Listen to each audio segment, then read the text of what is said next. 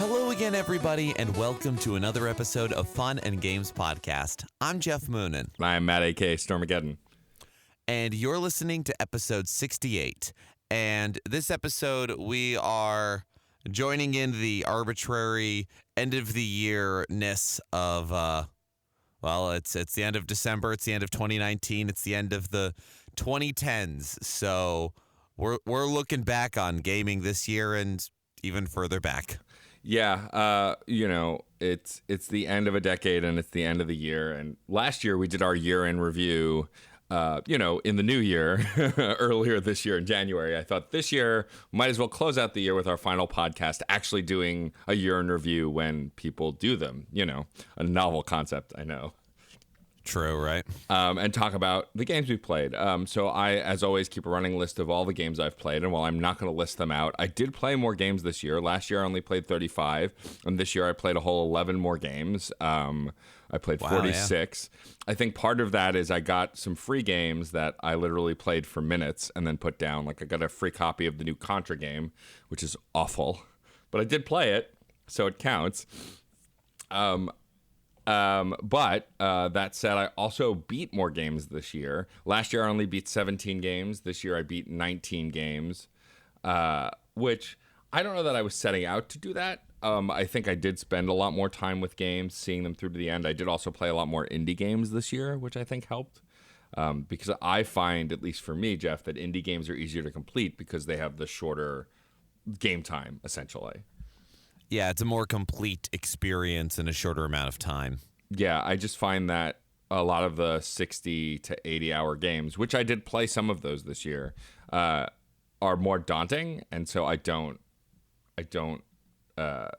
always see them through the end. Like one of these days I will finish The Witcher 3, but at this point I still have yet to beat that game, which I like a lot. There's a lot of game. Yeah, and we've talked about it before. It's that notion of like, but when is it done? And that's kind of what I ran into a lot this year. I actually played far fewer games this year, but one of the issues is I ended up for most of the year with like a weird rotation of the sort of games that require like a little bit every day. Mm-hmm. And I mean, I definitely played a goodly handful of games, some newer stuff, some older stuff, but like, I still play my 3DS and the whole rotation of Pokemon games, and I play Magic the Gathering Arena came out, or it's been out, but it like officially came out, and it was in a capacity that I could play. So I've played a lot of that, and that turns into I was looking like when we're getting ready to do this episode, I was like, I played way more games last year. Yeah. And I think some of that is because I made a concerted effort to do so. So 2020, I think I will do the same. But this year is just like, I've probably hours-wise played a lot of games or played an adequate amount for my average. Mm-hmm. But it's just been a lot of like, well, I'm going to put in an hour or two with this game, then I'm going to put in half an hour with this game, then an hour with this game, and I'm good for I have other stuff to do. Yeah, for sure. So that's where I ended up. Yeah, I think for me, a big part of it was I spent a lot of time with the Switch this year. I mean, I did last year too. I mean, we're Switch fanboys. Everyone knows that who listens to this at that point. But I did spend a lot of time with it this year and kind of, being comfortable with that. Now, of course, there are tons of games that I played that just kind of fell off that I forgot I even played, like Toe Jam and Earl Back in the Groove, which was the new remake, sort of, sequel, sort of Toe Jam and Earl made by Adult Swim Games, which was phenomenal and I loved. I played it on PC with my friend Brian for a while, but pretty much we beat the game once. We beat the game a second time, which didn't take long. And then we kind of stopped playing it because there was other stuff to play. And while there's a lot of incentives to go back and play it over and over again, like you get different hats that give you different protections and power-ups against the Earthlings, and there are different, I think, alternate costumes and additional characters you can unlock. At the end of the day, it just wasn't enough to hook me because I think the classic Toe Jam and Earl, while it's a fun game, I don't know a lot of other people who would play it with me, and I'm not going to play it by myself. So unless that one friend that I played it with growing up that I would play it with now is online and we're not playing anything else, we'd play that game. And so it kind of just fell by the wayside, which is a bit of a bummer for me. Yeah, it's a weird congregation of circumstances. Yeah, and I think also part of the reason I played so many games this year is because I played a lot of collections and or re-releases of games that people had played already. For example, Dragon's Dogma Dark Arisen came out on the Switch earlier this year, and I had never played it, and I'd heard good things about it. It was out on the PC, PlayStation. I can't remember if it was PlayStation 3 or PlayStation 4. I feel like it was PlayStation 4. And I'd never played it. It was a hack and slash RPG, not dissimilar to Skyrim, the third person, Western RPG game that I'd heard a lot of good things about. And so I played that and it was phenomenal. I really loved it. I bought the Castlevania collection. And so I played each of those games count as a separate game to my rules that I made up. I finally played the new God of War on PS4, which people had played already, and I liked but didn't see through till the end. I picked up the Spyro Reignited trilogy, which is also new games. I also was streaming a lot more this year, which got me playing classic games a lot more. Like I played Super Mario World and Super Mario World 2. I beat Super Metroid, which I hadn't played, I don't know, in a decade maybe, which was a ton of fun to revisit. Like it was funny, for the Super Nintendo games I played this year, a lot of them, it was one and done, right? I put a poll up on Twitter, people voted, and then I played that game for one streaming session. But with Metroid, like I got so sucked in and streamed longer than I had streamed the other Super Nintendo games that at the end of the stream, I was like, I guess I'm playing this again, aren't I? And then it became a series that I finished. I mean, I didn't complete it. I'm not a crazy person, but I did beat the game and kill Mother Brain.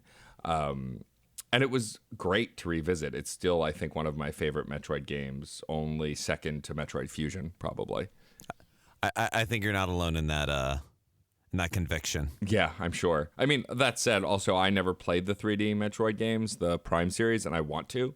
Fingers crossed that next year they'll finally release that HD re-release of the trilogy, because Lord knows I want it.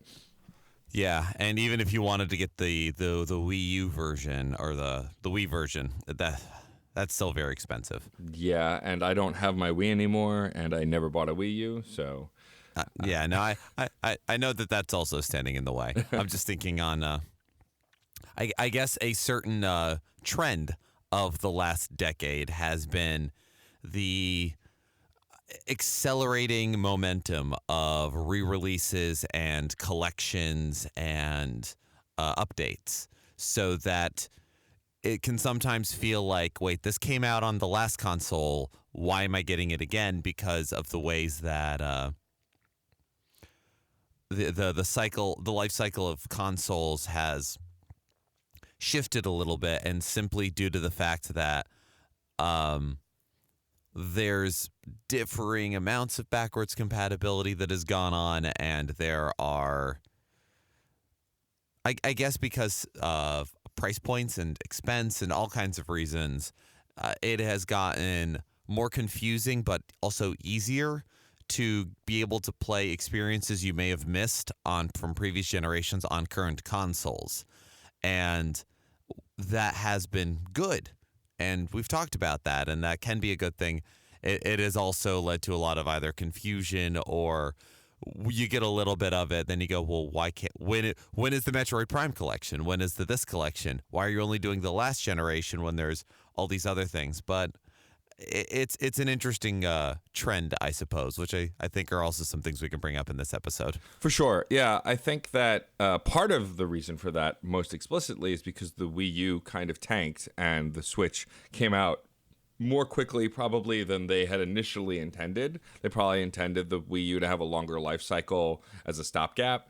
And because of that, a ton of people, like the sales reflected that a ton of people didn't play those really good Switch games, or Wii U games rather. So they re-released them on the Switch, and so we had a heavy influx of re-releases just on the Switch alone.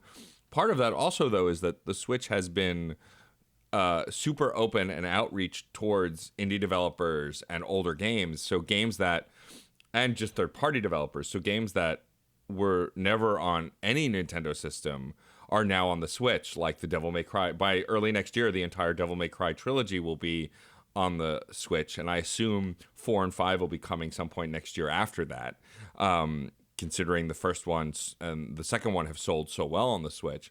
But also games like Dragon's Dogma I mentioned earlier, they re-released all of the Resident Evils, even the ones that were never on a Nintendo system.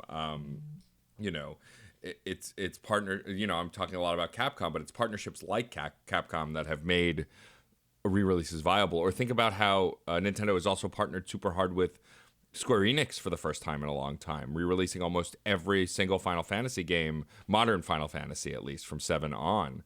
Now with 8 having been released, literally all of them have been released except the online games. Even a version of 15 is on there. It's the mobile version, but it's still the pocket version, but it's still a version. Yeah, it is. And that's also sort of muddied the timeline of how long things have lasted or when they've come out. Yeah. It's funny to think about, like, the Wii U didn't last that long, did it? It actually had a 5-year lifespan before the Switch was released. Huh. Yeah. Just shy of 5 years. I think the Wii U came out in November of 2012 and the Switch was like February, March of 2017. Mm-hmm.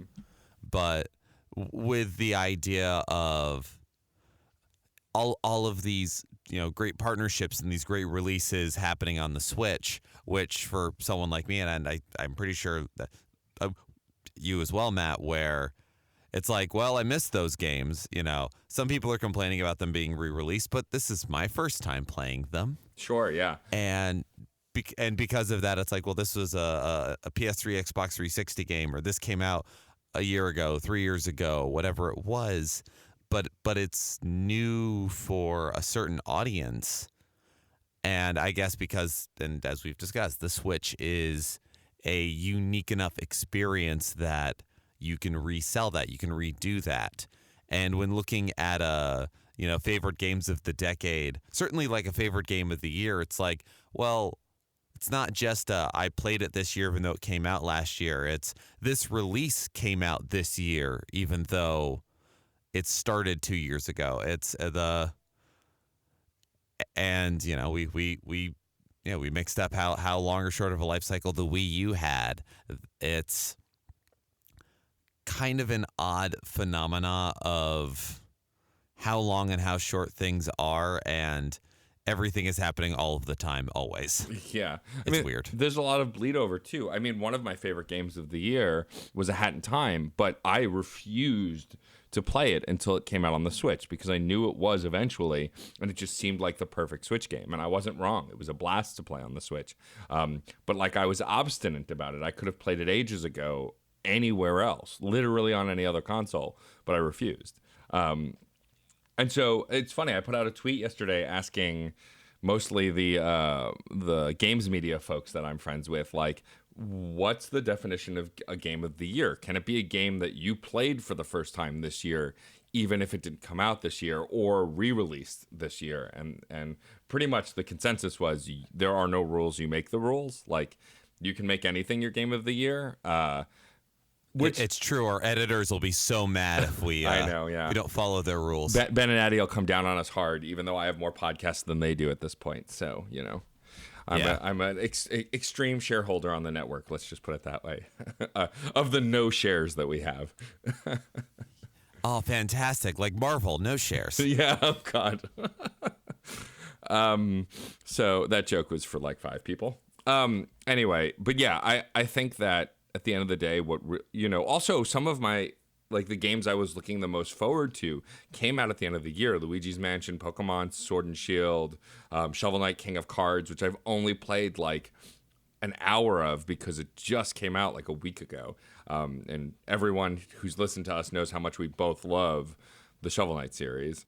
And if you haven't, you're going to hear it again in like 10 minutes. Yeah, pretty much. But like, also, I made a concerted effort last night. So during Black Friday, the sales on the eShop, I bought Ori and the Blind Forest Definitive Edition for Switch because I've heard nothing but good things about that game for ages, and I've been wanting to play it. And I made sure to sit down and play it before we recorded today just so I could talk about it a little. But that said, like, I didn't play enough of it to contend for my game of the year just because I played the first hour or so, maybe hour and a half, and it was stunning. The graphics are incredible. The soundtrack is phenomenal. The gameplay is tight.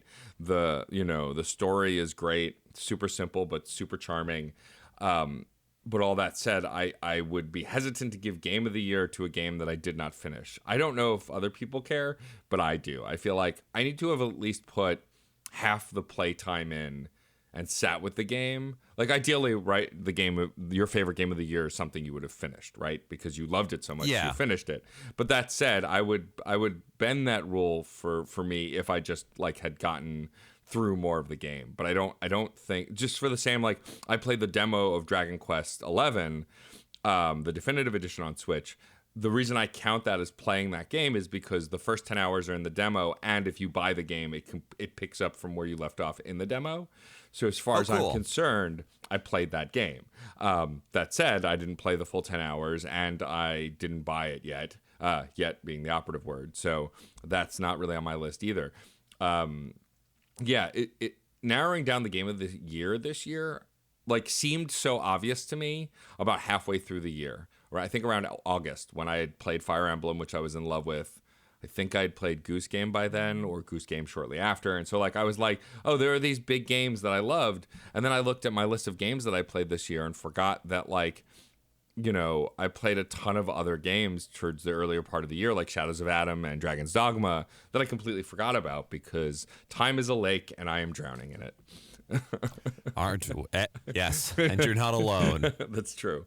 You know, and I played Devil May Cry 5 this year, and it came out the end of last year, but like I love the Devil May Cry series, and I played it for the first time this year, and of course loved 5 as much as I loved the best parts of that series because it was essentially a return to form. You know. Oh yeah. But like, I don't know about you, but like just looking at the sheer volume of games that have come out, and then the sheer volume of games that I have access to play, so for the consoles that I own, then just the volume of games that I care about, like it's still hundreds of games, even if you cut out the shareware and like games I can't play on it because I don't have an Xbox. But even though that's not true anymore either, because I have a gaming PC, and 90% of the Xbox games you can play on Xbox Game Pass on the PC. So that's not even. And really I feel like true that anymore. even that's lowballing the percentage. Yeah, for sure. Like I said, I played 46 games this year. Definitely not even close to like 10% of what's on market, I'm sure, at this point. Because I'm also still playing old games too. Yeah, and we're just, you know, we're just two guys who like video games. We're not, we don't have an editorial mandate to review games or anything like that. We really like them. So yeah, 46 is a good number. And you're right, it's just a drop in the bucket. And between the two of us, you know, we can only talk about the experiences we have, which I suppose is, you know, the charm of our podcast. Yeah. Well, we have to assume people are tuning in for something, right? Well, exactly. But it's our sparkling personalities and our hot takes. Exactly. And it is funny how the, you know, events that happen to you during the year or, you know, that you do that also affect what you can and cannot do. This year, I finally got a gaming PC. Yeah, you did. Yeah. Actually, technically, last year I'd acquired this gaming PC. I got around to fixing it up this year. Right. A friend of mine had upgraded their rig and was getting rid of this and just went. I happened to be at their apartment when this changeover was happening, and they're like, "You want it?" I was like, "Yes, absolutely," and it's been wonderful. But from there, it's kind of all right, wow, I can really play all of my Steam games. Whew, okay, And it also got me streaming again. And I think in the new year, I'm going to try to stream more varied games because I just hit the ground running with Final Fantasy VII and did that for like 2 months. And that was fun and it was great. And I finished it and I did all of the side quests. And it was a wonderful little social experience. But I think without making a concerted effort to be like, all right, I'm going to play more and diverse games. I'm going to like really take a look at how I'm playing games and how I'm playing new stuff and going through my backlog, because otherwise it kind of becomes weird little habits, or you just sort of realize, oh, I've been on this for a while, even if you didn't necessarily want to be stuck on it for too long. But also, no, there's been a lot of games this year that I've really enjoyed playing and sharing the experience with my wife, like Nier Automata was a big gaming experience for me this year, even though it came out like 2017. But friend lent it to us saying, you need to play this. The two of you specifically need to play this. and you were right, Sean, you were right. And so, yeah, it is funny, like what qualifies game of the year. Like, that the Nier Automata is a game of my year that I played this year. Is it my game of the year? Probably not, but it's one worth talking about, which is why I'm talking about it now. As far as narrative structure, as far as the things that I noticed, as far as the gameplay elements, the layered storyline, the absolutely balls to the wall, insane everything in it. I loved it. It was great. Yeah, I've heard great things about it. I still haven't played it, but it's definitely on my short list of stuff to play because maybe it'll be your game of 2020. Who knows? Yeah, I mean, but you're absolutely right. Recommendations come pretty highly as far as games that influence me too, and also like there are games that I should have played years ago that I'm kicking myself for not having played until this year. Like I didn't play Deltarune Chapter 1 until I streamed for Extra Life back in November. Yeah, and like. After finishing it, I was like, I'm an idiot. This was great. I should have played this ages ago. And I felt similarly to Ori and the Blind Forest last night. Like, I'm mad that I waited this long. But I mean, I got it during Black Friday. I wanted to finish Pokemon Sword first, which I did. I finished, finger quotes. I finished the story, all of it, even the post-game story. And I caught the legendary. I have not maxed out the Pokedex. I haven't bred the best Pokemon. Like, that's not my jam. Maybe I'll dabble, but like... For me, it's completing the story is beating Pokemon. You reach a point where it's like, okay, I feel I can put this down and come back and it's okay. Yeah. You're at a soft stopping point. Exactly. And like with Pokemon, it's much easier to come back to it and just pick it up. Like, it's not as complex as like an in-depth RPG. But that said, like there are a ton of games that I got this year that also like, again, I mentioned indie games, but like, I've been wanting to play Shantae Half Genie Hero for ages, and you lent it to me this year, and I blew through it. I didn't complete it, but I definitely beat it, and I loved it. And that's a game that, came out 2 years ago? 3 years ago? No, I'm trying to remember now. It might have only come out, like, also Half Genie Hero, it's a muddying of, I got it when it was released, like, day one, because there was a really nice day. It was one of the few times where I indulged myself in getting the day one edition of something. Sure. Yeah. Especially because it was a physical release that it had, and that's another one where the initial release date of the game was like 2016, but they didn't release it for the Switch until like the year after. But yeah, no, it came out in 2017 now that I'm checking. Okay. But yeah, I mean, but even still, it only came out for the Switch fairly recently. And I mean, I still haven't played Shantae and the Pirate's Curse because I've been wanting to buy it on the Switch. And I've been holding. It's on my wish list with a ton of other games. I still haven't played Doom 2016, and Doom Eternal comes out in March. And like, I'm not a giant first-person shooter fan. I like some first-person shooter games, but I'm trying to be... Actually, another gamer who I'm friends with on the internet was talking recently about how they want to try and engage in stuff outside their comfort zone. And I want to do that too. Like everyone knows I like side-scrolling platformers. I like adventure games. I like RPGs. I like first-person shooters, but I don't play a ton of them because I'm convinced myself that I'm not any good at them, which is not true because I play, I've played Fallout and I've played Mass Effect, although that's third person, but like I'm not bad at shooter games, and so I want to play more of them. And Doom 2016 is one of those games that just looks like fun in the most visceral, blood-curdling kind of way. And I haven't played a game like that in a while. And so it's been on my list to play for ages, and I still haven't pulled the trigger on it. No pun intended, though. Ha ha.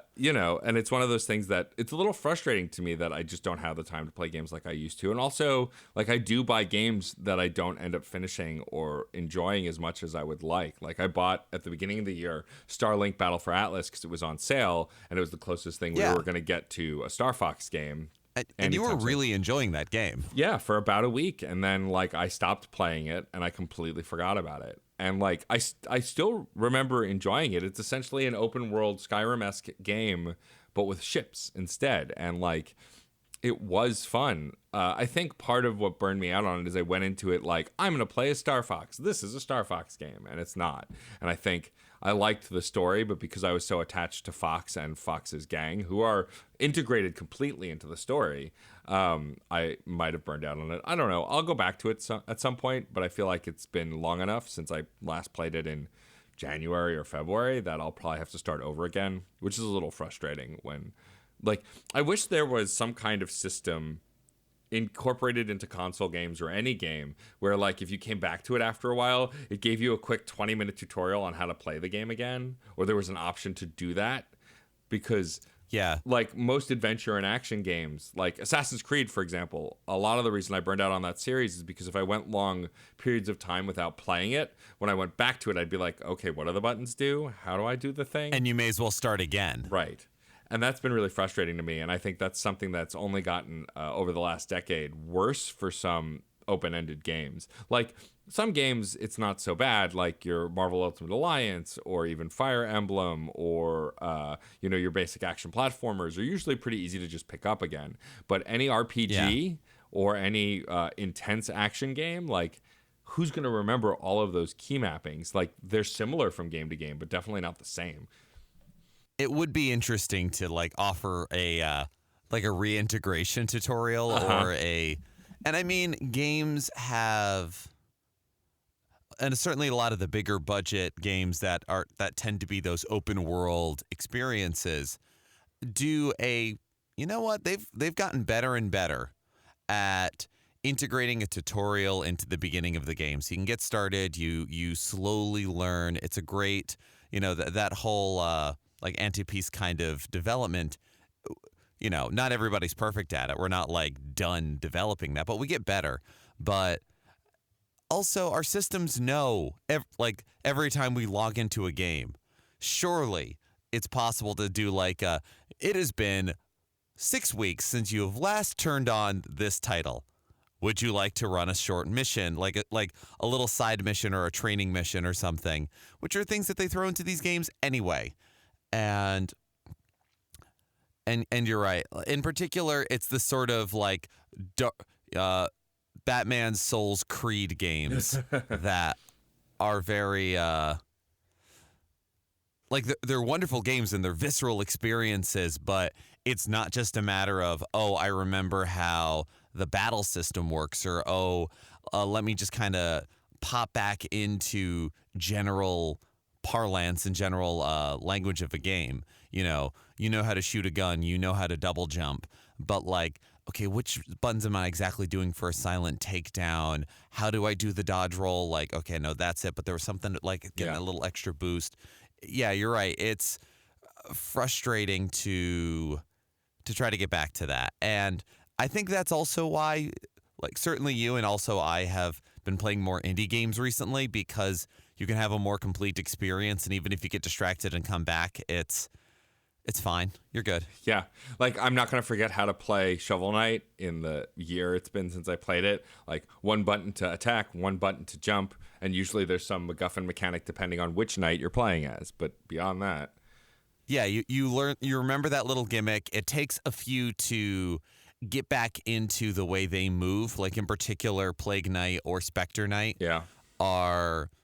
which is to say, until recently, 2/3 of the cast, have very distinctive movement qualities, and because they are designed to be campaigns after Shovel Knight, that there's a certain amount of maintaining the momentum of Spectre Knight can be a little tricky. Like, okay, no, I'm back in that groove, and remembering how to get all the weird jump mechanics and everything of Plague Knight.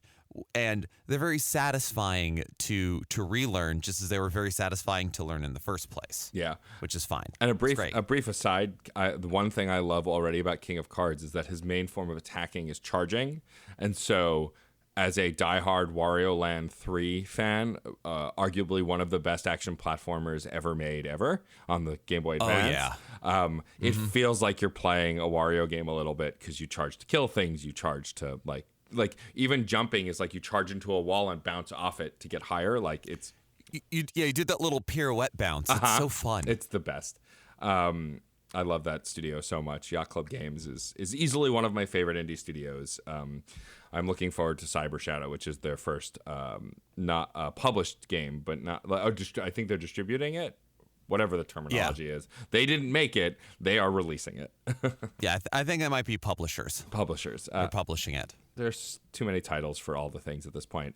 It's funny looking back at this year, though. I forgot that I played Anthem for a brief stint. You know, that game that BioWare made that wasn't Mass Effect, that was terrible, that everybody didn't like. Right. Yeah. I just didn't touch it. Yeah, I played in the beta for a while, and then there was I got a 7-day sort of free trial, sort of, and it was fine when I played with friends, but it was definitely not what I expected from BioWare, which was a bummer. But speaking of BioWare, I think this is a good place for us to start talking about some of the games we've loved over the last decade, and then wind down into our game of the year, which I am definitely stalling to decide on because I haven't yet. I will be completely frank. That's fair. That's fair. So I was doing some research this morning, like I do last minute before we record a show, like a professional.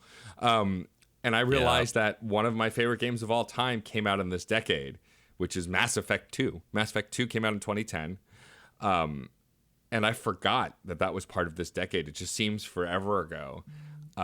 Since I've had the game for so long in my life, and I've talked at length constantly about how much I love the Mass Effect series and how much I love that game in particular. Hell, I have a whole podcast dedicated to it called Reignite, which, if you are not familiar, is me and my co-host MJ Bradley replaying the Mass Effect games, and we're currently in Mass Effect 2. But it's just, as far as RPGs go, again, I'm not a big shooter person, but the game is designed in a way where everything feels just perfect. It interlocks in a way that between story, leveling up, character development, gameplay, soundtrack, it's one of those games that I don't think I could ever get sick of, and that I could play forever until the end of time. So while Geoff and I agreed before we started recording that we aren't going to pick just one game of the decade because, kill me. That's an impossible task for me to narrow it down, especially considering how much great stuff has come out in just the last 5 years, let alone the 10 years. But Mass Effect 2 is definitely up there as one of those games that I will always love, that I play to death. I will complete everything every time I play it, partially because of the mechanic where everything carries over to the next game. You want to get me to complete something, tell me that all the narrative decisions that I make in a previous game carry over to the next one, and then I will go out of my way to do every damn thing. And design it well to do that, which is, I think, a big part of it too. The fact that Mass Effect is designed in a way that you want to engage with it. It is unanimously agreed that the first game, gameplay-wise, isn't as strong as some of the others, but story-wise, it's consistent throughout. And I think that's part of what makes the second game my favorite. Also, the old adage that the second in a trilogy is always going to be the best, right? Because one's the beginning and one's the end. So the middle is always going to be the best because you're in the core of the adventure, essentially. And so that game I've been thinking about a lot ever since, since I've been playing through it again for the podcast, but also after realizing that it came out within the last 10 years, which makes this feel like a very long decade, if you ask me. Yeah, well, it kind of has been. And I think it's also that fact that for you and I, Matt, 2010 is only a few years after graduating from college. Yeah. So, a lot of our 20s and early 30s were spent in this decade. So a lot of our, adult reckoning with video games has happened this decade. That's true. And part of that is the notion of, and I mean this without making too big of a delving into social commentary, but I'll keep it light. As an adult, you don't have the same feeling of the seasons and the years and milestones as you do when you are in school. For sure. And certainly when you are growing up, it's not just the school year has ended, the school year has begun. It's I'm in this grade, now I'm in this grade, now I'm at this school. And that makes it much easier to. You can so remember when a game came out when you were a kid because you go, oh, I was in this grade when that game came out. I remember being at the bus stop for this when I saw this game for the first time. As an adult, you're like, I don't know, I was working at that job, so I was there for a while. And it becomes far more muddled. So, yeah. Speaking as a 33-year-old man, that this past decade sure happened a lot. Yeah, and like when I was a lot. You're not wrong. Shout out to SDGC, who I guested on their podcast this week as of when we're recording. You can go back to last week's episode. It's their last episode of the year. First of all, if anyone is listening to this episode who came over from that community, thank you. We're happy to have you.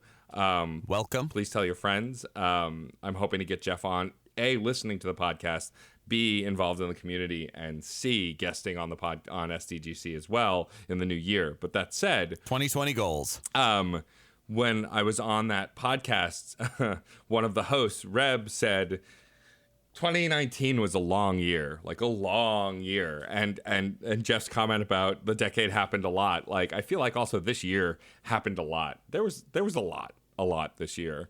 And so it just feels kind of never ending. And so the fact that we're getting to the end of the year finally, on a video game standpoint, the fact that there was a new first party mainstay Nintendo title for almost every month this year, some multiple games in a month, like, is absolutely mind-blowing to me that actually happened, because it feels like a lot. I don't know if that's not been the case and that maybe I just didn't pay as much attention last year, but it definitely felt like a lot this year, more than usual, at least.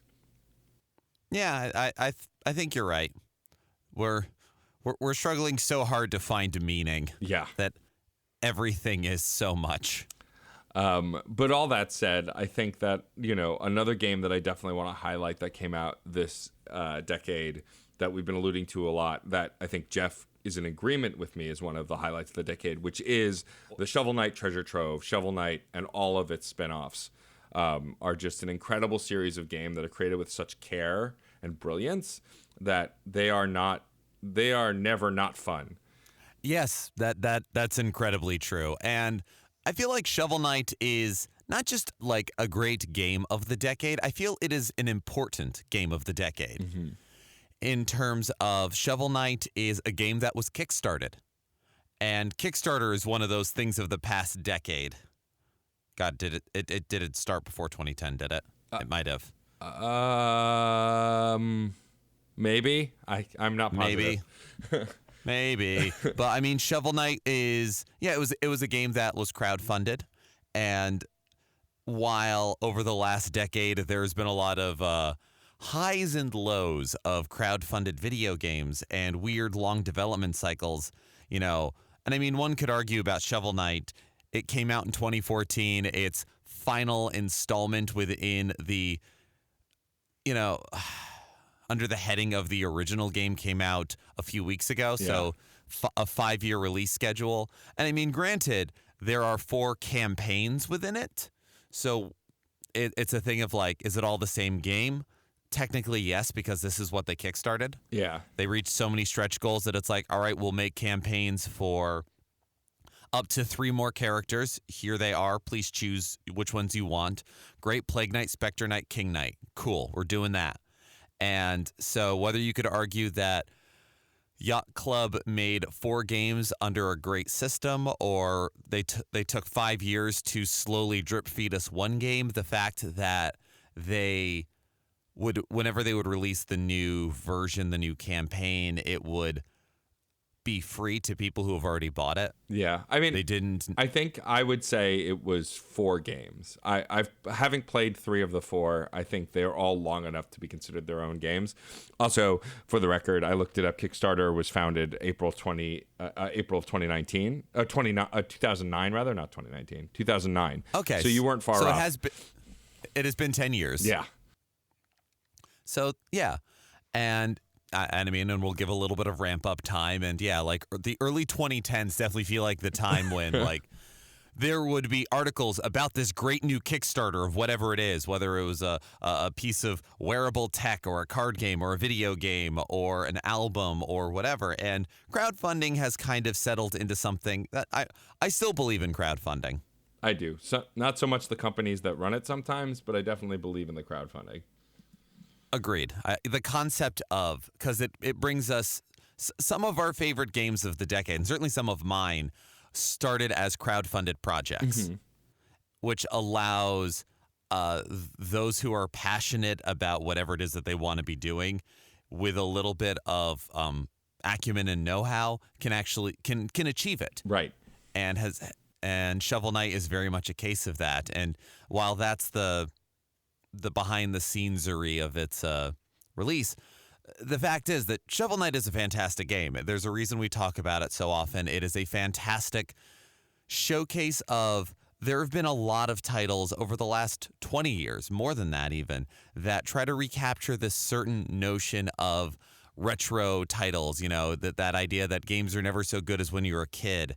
And, you know, they didn't need all these fancy graphics and crazy sound stuff, even though that was the cutting edge at the time and you loved it for that. Shut up.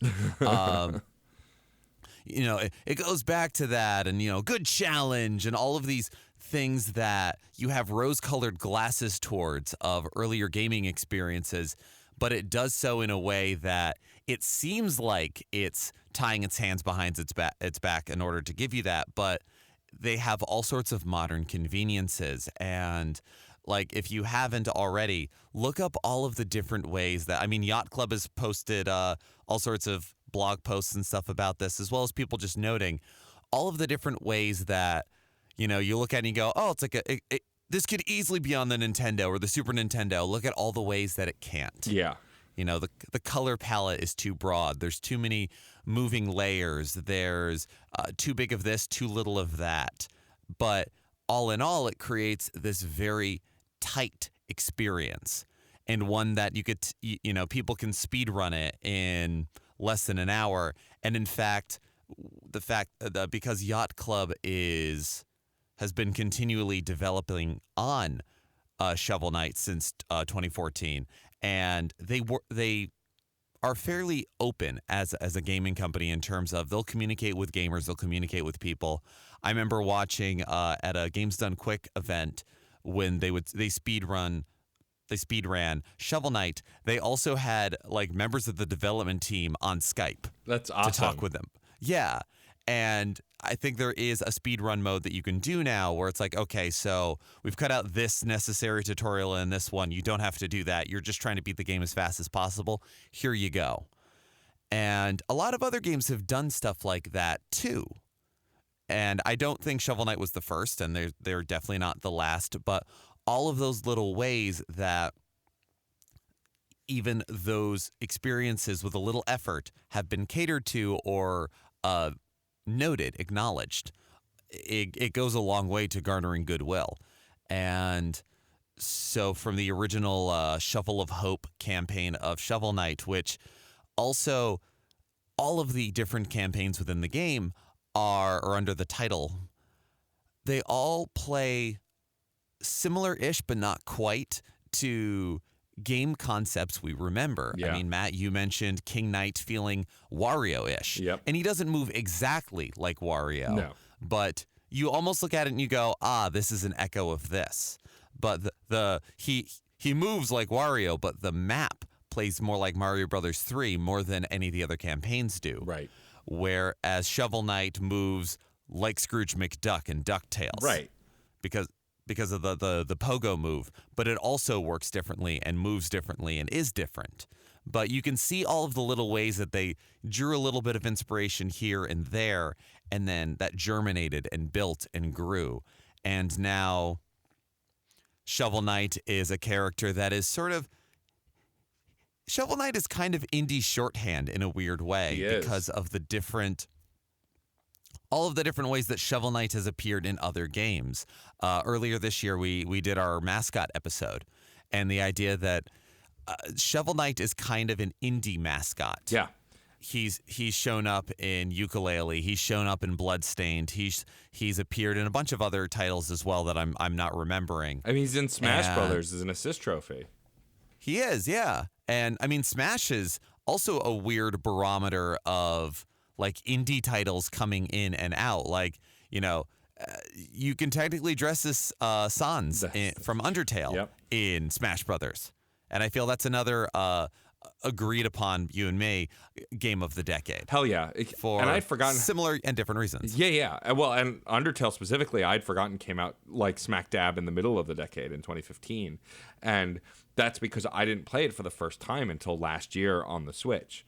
I'd waited a long time. I'd seen spoilers and watched famously my favorite version of talking about it was the Completionist's last spoiler-filled episode was him going through every kind of run in Undertale, a regular run, a genocide run, and a pacifist run. And it was brilliantly shot and brilliantly written. And after seeing everything that this game had to offer, I was like, well, I guess I don't need to play it. And I was absolutely 100% completely wrong. Playing Undertale is not like watching someone play or talk about Undertale. It is a game that you need to experience. And I was so wrong. And like, still one of the standouts of the decade for me because it defies expectations. The story is brilliantly written. The music is incredible. It's one of those games. There were a lot of games this decade that came out that I never knew I wanted or needed, and I couldn't imagine my life as a gamer without them now. And Undertale is definitely one of those games. It really is. It is a game that, you can see how it all plays out. You can see what the story is, but it is a game that, at its core, requires your investment of play. Yep. Because it is it has a lot of classic turn-based RPG tropes with other little things mixed in, but has a deeper facet of your choices mattering. And not in a sense of a dialogue tree, but in do you kill? Do you save? Are you friendly? Are you cold? All of the weird little things you do when you choose to. Do you reset your game because something didn't go the way you wanted it to? Do you try to create multiple save files? Do you sell? Do you give? Do you buy? Do you steal? Do you fulfill simple requests that don't seem to have a mechanical reward to them, or some that might? Do you do those things? Do you not do those things? They have large and small consequences, and if nothing else, they have an effect, and some of them are effects and consequences that are impossible to come back from unless you completely scrub the game, not just your save file, the entire game. Yeah, you have to delete the save files, the game, and I think even reinstall it. Pretty much, yeah. Yeah, I remember. So I played Undertale the first time. I fought you. You fight what's her name in the very beginning. You can fight her, Toriel, and I killed her by accident. Spoiler alert, I guess, for a game that's 5 years old. I freaked out immediately. I didn't save. I restarted the game. When you start the game up again, Flowey comments on how you screwed up and you freaked out and you restarted the game, and she's back, but that moment will never go away. We won't forget what you did. You know what you did. And I was like, what is this game? What the hell is happening? I was so weirded out. It was great. It was brilliant. It is a fantastic experience, and it is a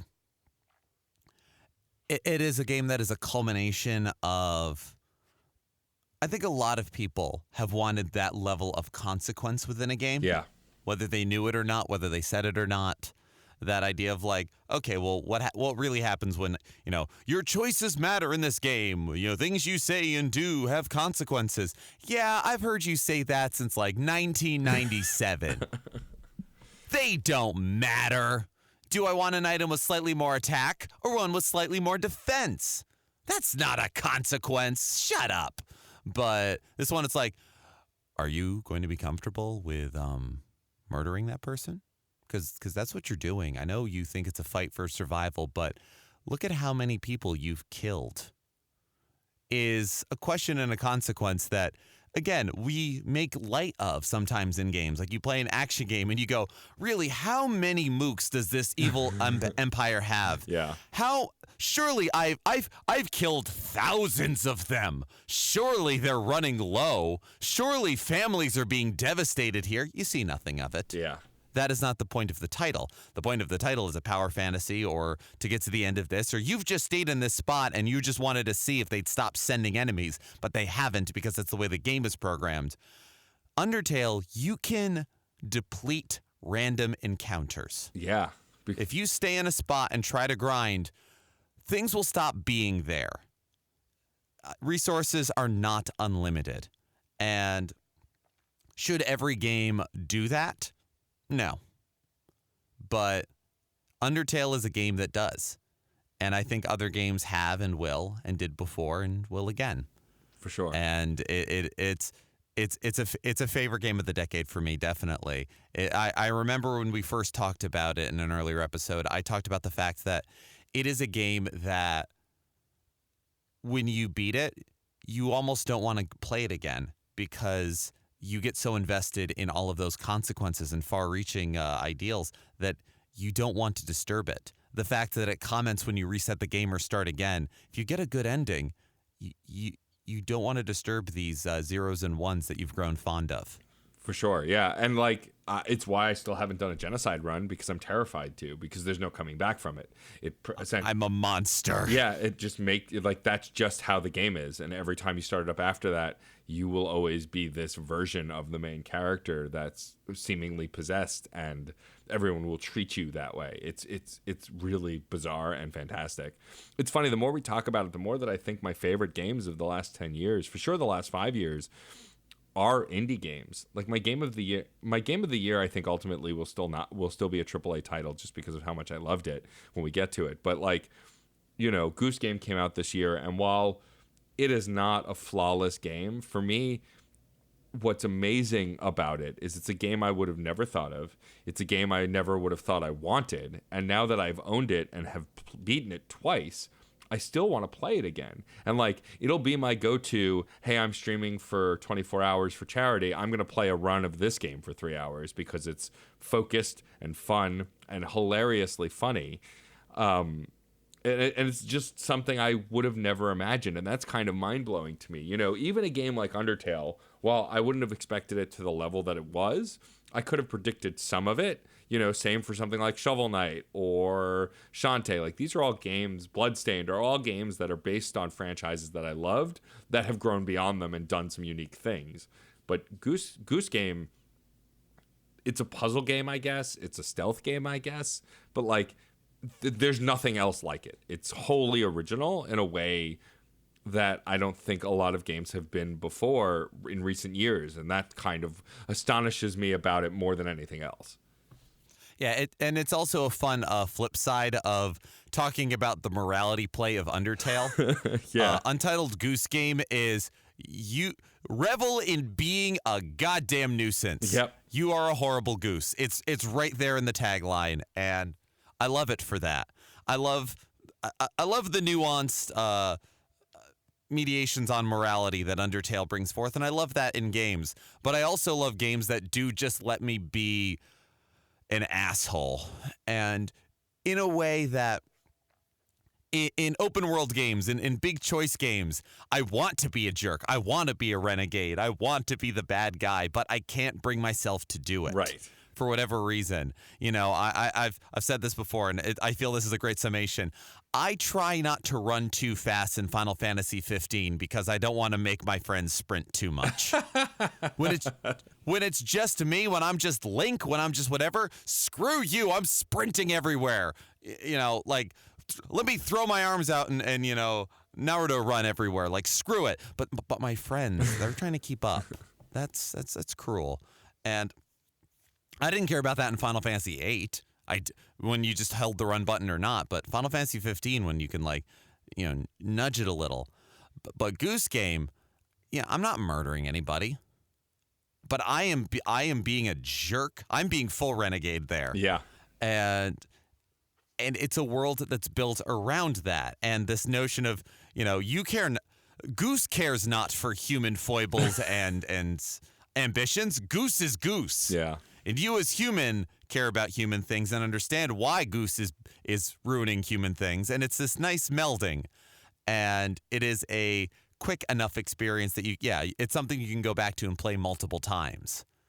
And I definitely also came to that conclusion of what are my favorite games of the decade? What are my favorite games this year? Wow, a lot of indie titles. Yeah. And I think between crowdfunding, allowing ideas that might not have had a voice earlier, the Xbox 360 explosion of the indie arcade that happened at the end of the last decade, sort of, while it's not as necessarily concerted of an effort for big platforms to do that, even though we get like Nindy showcases now for the Switch, the further development of the digital storefront, not just Steam, but on all of the consoles as well, has allowed indie titles to go like, well, here's my ridiculous idea. Here is as much of a development as it requires off into the world. Yeah.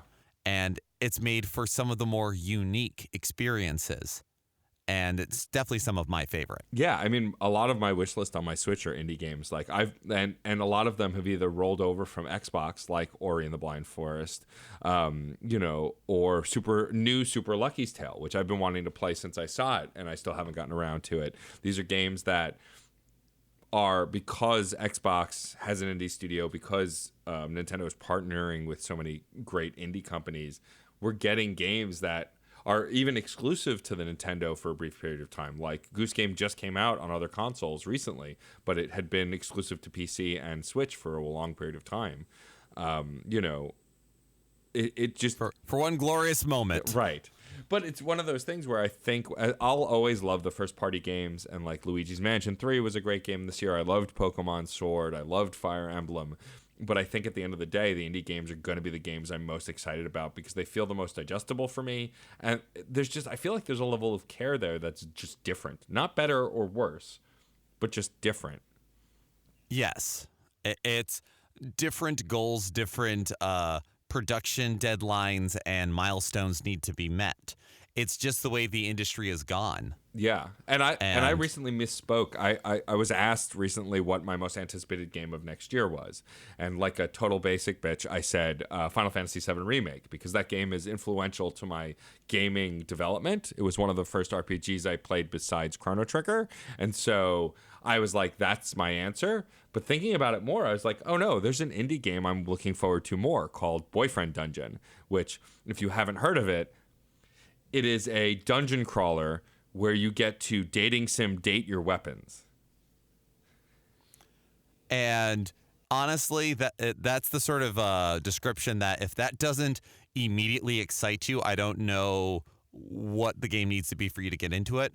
But if it does excite you, that's all you need to know. Yeah, and so I'm super excited about that one. I had forgotten about it when I was asked recently, and so like I'm officially changing my answer to I cannot wait for 2020 for Boyfriend Dungeon. But it's also because, again, indie games just seem to interest me more because of how they're presented, how they're made, how, it's, and I don't think, again, it's any fault of the AAA industry. I think, again, there are tons of AAA games that I'm looking forward to. Like I said, the Final Fantasy VII Remake. I loved Spider-Man last year. I loved a ton of Switch games I mentioned earlier. It's just, there's a level of care in the indie games, especially in the recent years, that I don't see anywhere else. I mean, it's why I struggled with Bloodstained so much this year, because I wasn't as diehard excited as you were, and because I was just a half a step back when there were so many technical issues, it pulled me out of it. And even though I played it quite a bit, I still haven't finished it because it pulled me out. But that said, I do want to go back to it. The updates have been made,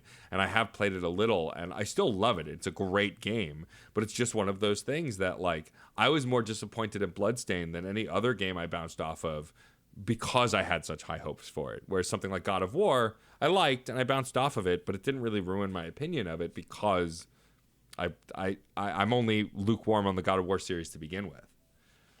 Yeah. And these things affect, how you feel about a game. I mean, if we were a bigger gaming publication or platform or whatever, we're talking about games of the decade, we would talk about Dark Souls, we would talk about Minecraft, we would talk about these important series and things, but because we are who we are and we like what we like and we experience how we experience, those I'm mentioning them now because we're not really going to talk about them. Yeah, and those are games that I've played, and like I love Minecraft. I played it a ton with friends, but is it a highlight for me over the decade? No, because I didn't spend most of my waking hours playing it like others. But I didn't touch Minecraft because I know me, and I would love it, and I would never see you again. Nothing would ever get done in my life again. You'd just be in there forever. You would live just in the Matrix. Minecraft.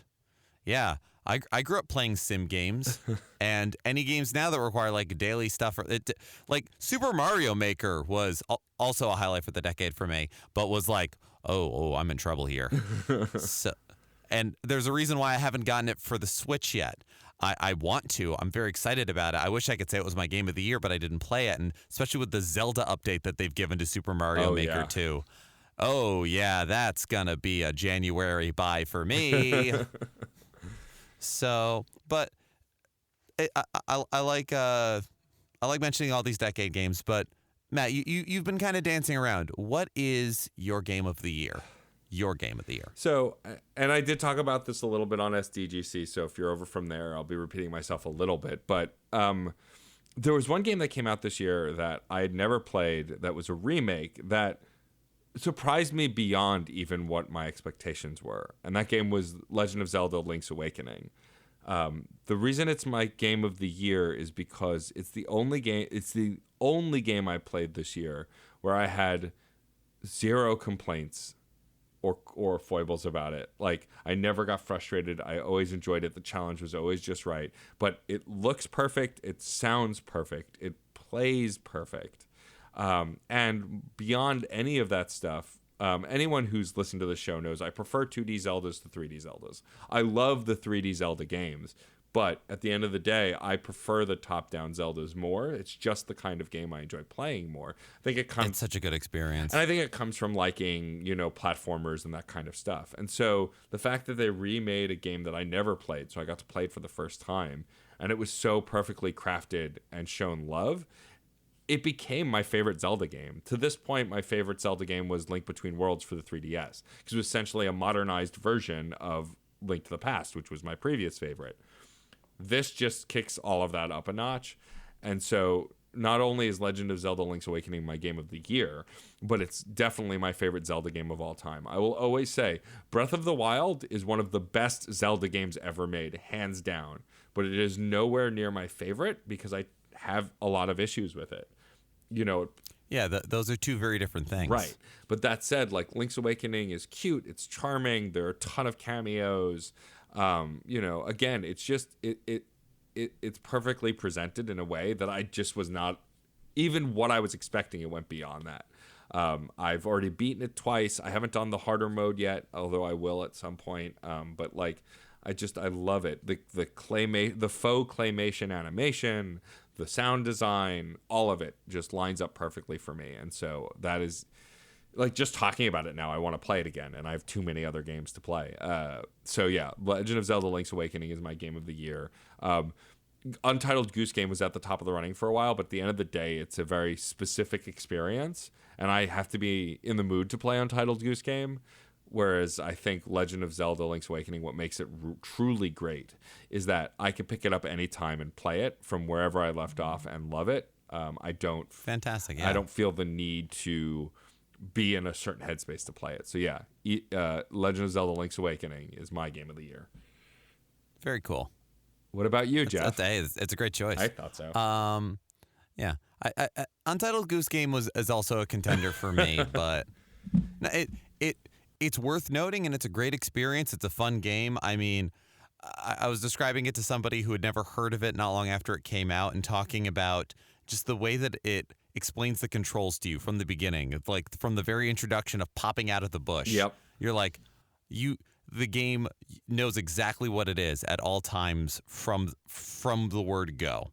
And that's important, and that's great, and that speaks volumes in addition to being just a superb title.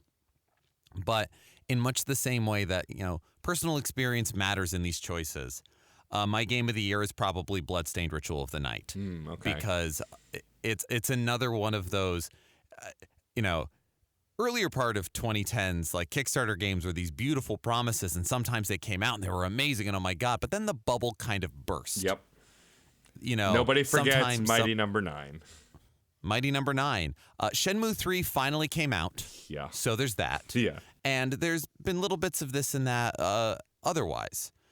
So, a game being Kickstarted, a game being crowdfunded, as well as being something that, a noted developer, game director who's famous for one series, striking out on their own and going, I'm going to make a new franchise that will be basically what you love me for, but, now I can control it a little better.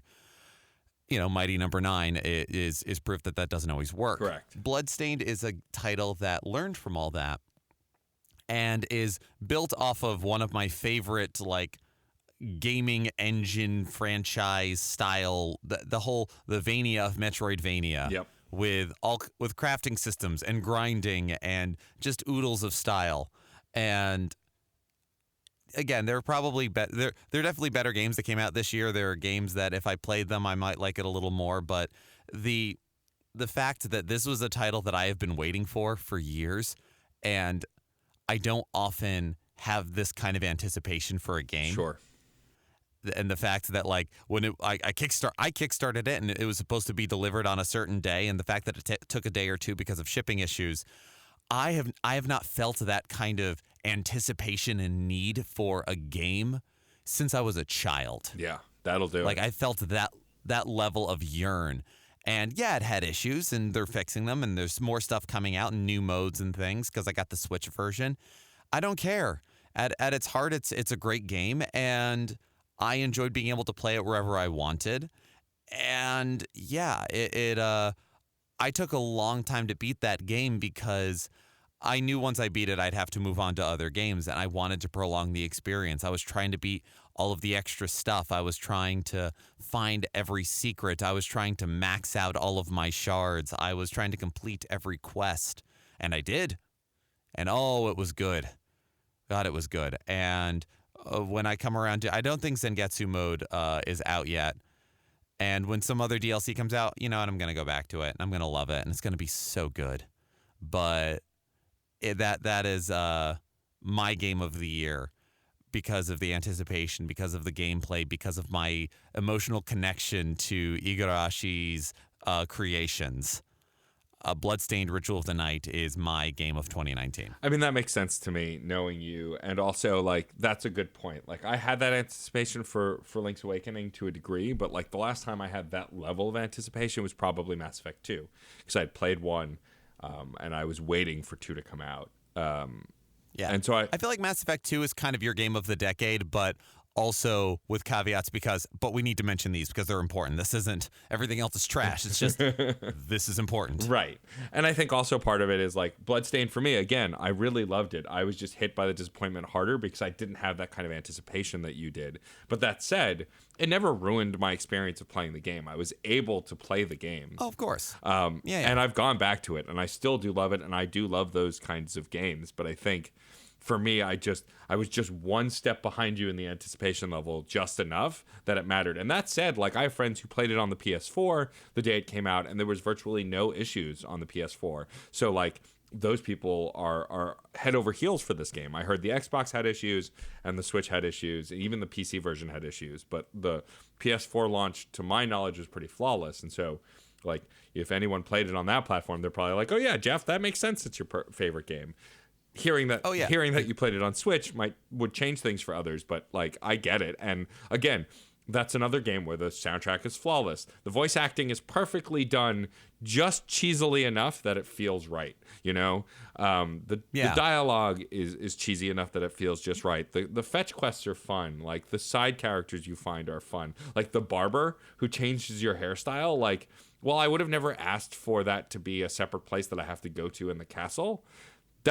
It's just a hilarious idea to make one of the scissor-handed villains a cursed human who is a slave to doing hair. It's just such a goofy thing. It's great.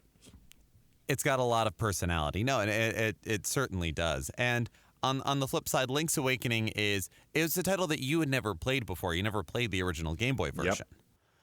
And it's one that I played when it was on Game Boy, and I absolutely love it. And it was a game that I didn't have the same kind of like, I need to get this day one, because I know I would enjoy it because I love Link's Awakening, but I didn't need to necessarily dive into the HD remaster of it when I can easily play the game still, and it is still such a superb game. Because, re-releases of old titles, it's sometimes easy to forget all of the inconveniences of the limitations of hardware. Link's Awakening's aged well, and I'm sure the HD version is superb. But I was a little behind you in terms of anticipation, or the fact that it's like you definitely needed this experience. Yeah. And I could want the experience, but you needed it. And so it's good sense. Yeah.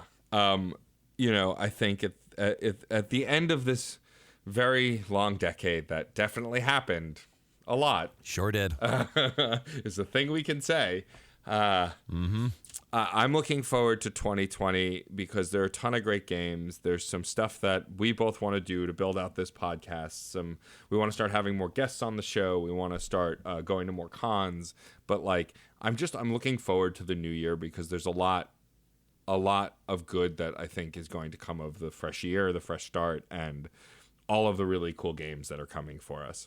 I say coming for us because looking at the January, February, and March release calendar, I feel it feels aggressive to me. It's relentless. I forgot that Dragon Ball Z Kakarot is coming out in January, and I still, for some bizarre reason, love Dragon Ball Z, and that this is a story-driven Dragon Ball Z game, RPG style. It's like, oh, so you mean like that awesome Super Nintendo game we got 20 years ago, but now they're doing it next gen. Great, you'll have my money. Yeah, we saw how good Dragon Ball FighterZ was. And so you can bring that to pretty much. It's like, shut up and take my money. Yeah, right. No, and it's nice to look at a new year and go, well, what am I going to do? 2018, I was trying to beat a game a week. And you know what? I may try that again in 2020 because it will get me to play more games. And I may get cute with it. Hindsight is 2020. Maybe 2020 is the year that I try to aggressively tackle my backlog. Yeah, that sounds like a good idea. I want to come up with a fun hashtag thing that we can do for our for Fun and Gabe's Twitter and just be like, which backlog game have you taken care of? Hindsight 2020. Yeah, we cannot call it Backlog Butchers because Games Gone already does that, and I'm still a little mad because it's brilliant. I think Backlog 2020 or something like that. We'll come up with it. We'll announce it. Yeah, because I 2020 is a good. You know what? Let's let the things align here and go, well, I need to play more games. I've got way too big of a backlog. Hindsight is 2020. That's too cute not to ruin somehow. So. Right, exactly. I agree. As someone who now has a backlog on his Switch because Cubic Games is giving out a free game every day for the next 10 days, and of course I've downloaded them all. My Switch is starting to look like my Steam library, which is also out of hand. So I think this is a great idea. Maybe I will join you. We'll find some way to make it a thing in the new year. I'd like that, and I'm sure all of you listening have crazy backlogs. Things that you didn't get around to in 2019. Games that might have been your game of the year, but you never got to play it. We would definitely like to hear what your game of the year, game of the decade, notable games of 2010 are, because we missed so many of them. Yeah, there are tons of games that I haven't played reasons. that friends have been yelling at me to play, and they're on the list. But you know how that goes. Please continue to. This is how everybody finds new games. For sure. Word of mouth, recommendation, not just reading about it online, although that helps too. Yeah. Shout out to A Short Hike, which Patrick Klepek wrote about recently, which is like an Animal Crossing meets walking sim, which were two words that I was like. And he also started the article by saying, it's an Animal Crossing game for people who bounce off of Animal Crossing. And I'm like, oh, so me. Very cool. Yeah, there's so many games and articles that came out in the last 2 weeks that I'm like, oh, I want to play that, and I want to play that. Fuck, I forgot about that. So, We're sure that you guys have those kind of games and lists too, but please share them with us anywhere you can find us on the internet. We'd love to hear from you about your game of the year, game of the decade, games you missed, games you're eager to play, any of that stuff. Please tell your friends, write us a review, like and subscribe, all of that nonsense. We appreciate it.